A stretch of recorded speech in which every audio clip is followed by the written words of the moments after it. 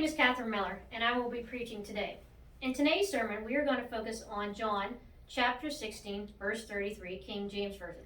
But to really understand the scripture, we need to look at the preceding verse. As we come to find out, Jesus realized that his time on earth was almost up. He was saying farewell to his disciples. How would you feel if you knew your end date on earth?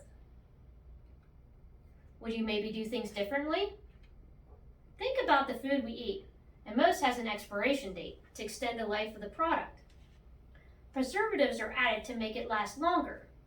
Say a food product is good for a month. The sooner you eat the product, the fresher it will be. Some people will wait until the expiration date, or even later. Non-believers do the same thing.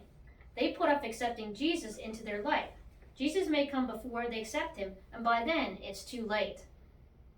Just like the food, by the time we eat the food, it might be spoiled. So now is the appointed time to accept Christ if you have not already done so. In last week's sermon, we talked about the apostle doctrine and what it means. No matter what part of the Bible, the meanings of each word is the same. All words are traced back to Jesus and his dying on the cross. Let's get started by reading John chapter 16, verse 33, King James Version. These things I have spoken unto you, that in me you might have peace. In the world you shall have tribulation, but be of good cheer. I have overcome the world. In this verse, Jesus is talking to his disciples. He's letting them know what is to come. Jesus said, these things I have spoken unto you. When he says spoken, that means to speak, say, tell, and preach. Jesus is speaking to the disciples. The word you, he was referring to as you and me, believers. Not only was Jesus a preacher, but a storyteller as well. He told many parables to not only his disciples, but to fellow believers. Matthew chapter 13, verse 13, King James Version. Therefore I speak to them in parables, because they seeing see not, and hearing they hear not, neither do they understand. Let me read one of the parables Jesus told, which is found in Luke chapter 5, verse 36, King James Version. And he spoke also a parable unto them. No man putteth a piece of new garment upon an old. If otherwise, then both the new maketh a rent, and the piece that was taken out of the new agreeth not with the old. In the past, I've been told I preach like a storyteller. I would have to agree with that. I teach based on a storyteller style, incorporating my own experiences in the stories. I found it to be beneficial to other believers. I know this based on what people have told me. They feel a connection with me, with my message. My stories I tell always lead back to Jesus. This is what the apostle doctrine does. Everything always leads back to Jesus. Here's an example of a story that I have told. Several years ago, I was having issues with my car. My car was old and had many miles. Over a period of a month or so, the car had to be towed several times to the garage for a variety of repairs. The main issue was it not starting properly. They would think they fixed the problem, and a short time later, some other mechanical issue would come up. Finally, my mechanic said it was just a matter of time before the engine went, and by then it would be too expensive to fix. At that time, I wasn't working much, and even when I was working, I was not making much. I did not know what I was going to do. I could not afford car repayments. I prayed to God and asked for guidance. A few days after I was told to get a new car, I was talking to a friend about it. That same day, she called me back and said that she found a car that I might be interested in. The car was just a year newer than the car I currently had, but the mileage was low. When I found out the price, it was something I could afford. I knew God had truly answered my prayers. Isaiah chapter 49, verse 16, King James Version. Behold, I grieve in thee upon the palms of my hands. Thy walls are continually before me. Graven means to engrave or scribe. It means it can never be erased. That is one of the most important things in the text when we hear the words, I have engraved you on the palms of my hands. Think about that.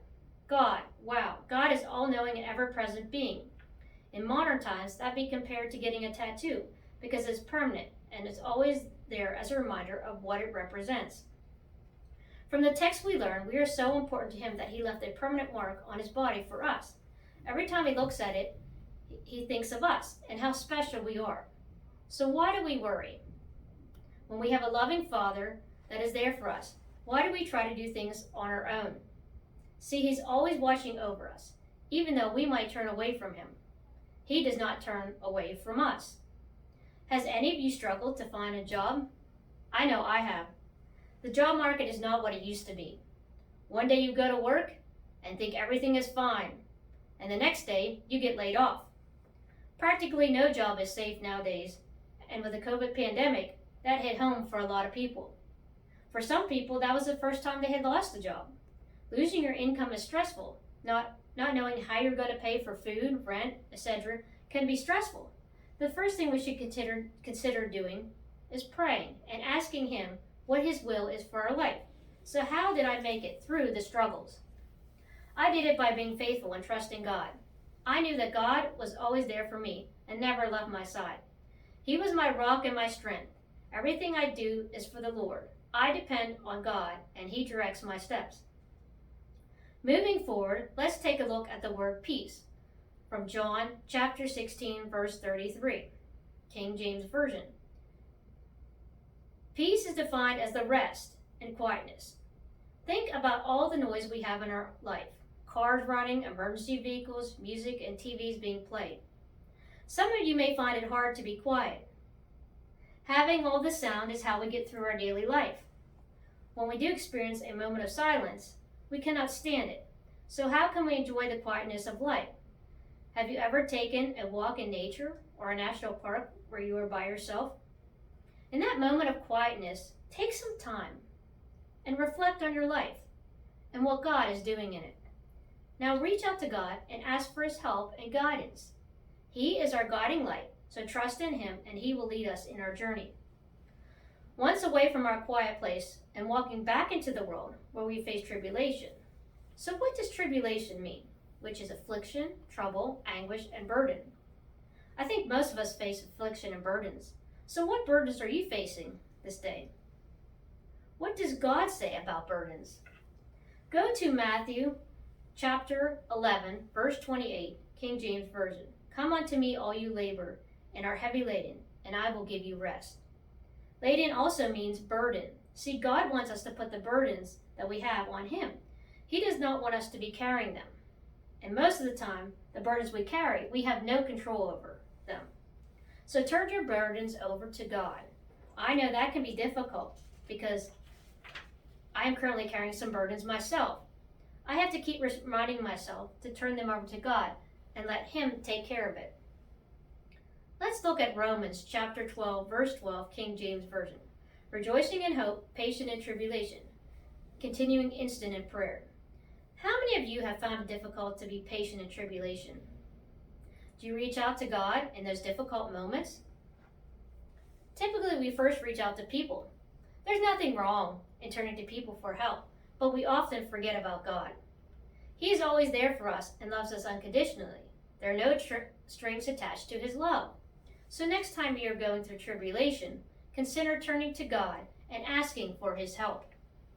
The next word we would focus on is cheer. Cheer can also mean be of good comfort and to have courage.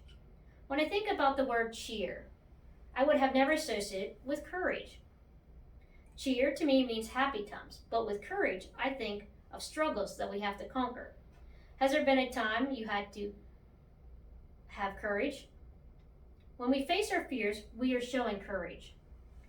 Mark chapter 6, verse 48 through 50, King James Version. Verse 48. And he saw them toiling and rowing, for the wind was contrary unto them. And about the fourth watch of the night he cometh unto them, walking upon the sea, and would have passed by them. Verse 49. But when they saw him walking upon the sea, they supposed it had been a spirit, and cried out. Verse 50. For they all saw him and were troubled. And immediately he talked with them, and said unto them, Be of good cheer, it is I, be not afraid. See, the disciples were afraid. I have found it helpful when I'm facing fear to reach out to God, and this has allowed me to face it and shows that I have courage.